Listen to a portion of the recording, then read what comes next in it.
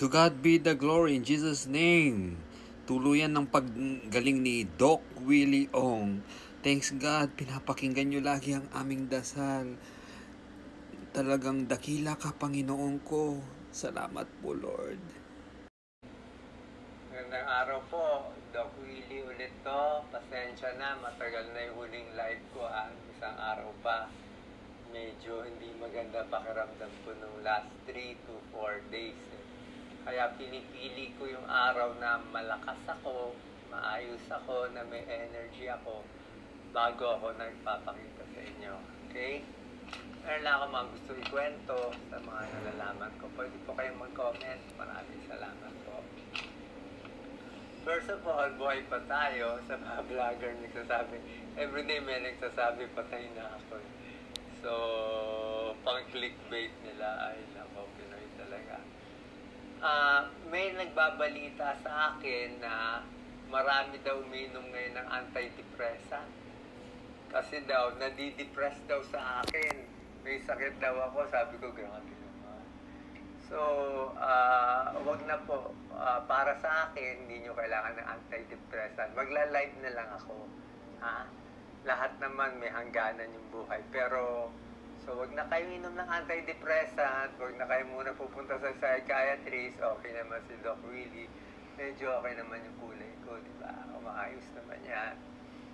Sa una-una, malaki ang pasasalamat ko sa lahat na nagdarasal, nag-share.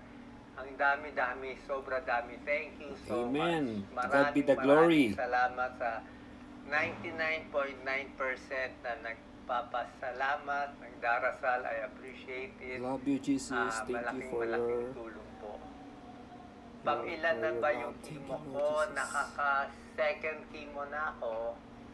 And malalaman natin yung resulta kung lumaki o lumiit yung bukol by mga October 9. So, baka October 9, October 10, makwento ko sa inyo kung ano na nangyari dun sa 16 cm by 13 by 12, mga ganito kalaki. Para siyang football. Kung lumiit na ba? Pag lumaki, bad news. Pag hindi lumiit, bad news din. Pag lumiit konti, pwede na. Pero malay mo, baka lumiit ng kalahati. Who knows, di ba? Who knows, baka lumiit. Hindi natin malalaman kung taba ba to, laman na to. Pero nakikita ko, marami nang lumuluwag sa katawan ko. Tsaka, ewan ko lang kung maniniwala po kayo, marami ako nakukuhang messages. Minsan, like ngayon, ang problema ko yung chemo side effect ng fecal impaction. So, isang palang problema dito sa doxorubicin, papatigasin ang dumi mo. Bukod sa mawawala yung buhok mo, ang dumi mo magiging parang bato. So, ang hirap siya talaga. So, lahat ng mga mucosa ko, nagkakasugat-sugat. Ito yung nakita nyo, nangingitim siya. Oh. Dark siya eh. Maitim siya. Lahat ng dulo may itim. Pati dito, mucosa, may itim. Alam nyo naman, dito sa may puwet natin, ano yung mucosa yan. So, sobra siya sensitive. Konting gas-gas, tudugo siya talaga. So, masakit. Pero yung bukol, so far, mukhang mabait naman siya. Hindi siya nanggugulo. Huwag ko lang dadaganan sa kanan. So, I think it's getting better.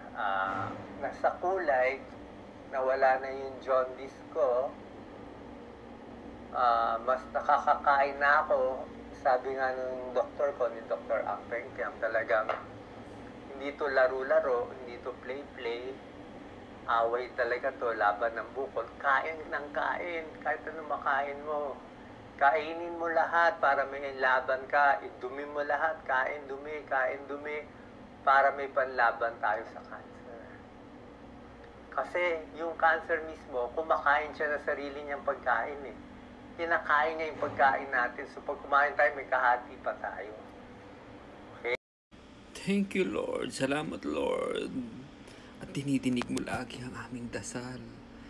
Mag-pray lang tayo mga kapatid. Pag-pray po natin ng tuloy-tuloy si Doc Willie magkaisa sa ating dasal sapagkat dinidinig ng Diyos ang ating mga dasal, lalong-lalo na yung mga taong matutuwid. Hindi niya tayo pababayaan. Yung mga taong makasalanan pa dyan, maraming ginagawang puro masasama, magbago na po tayo habang may buhay, may pag-asa, hika nga. To God be the glory forever and ever. Sana Lord, tuluyan ang paggaling ni Doc Willie, huwag mo siyang pabayaan. And may God bless us all. Thank you for watching. I love you all.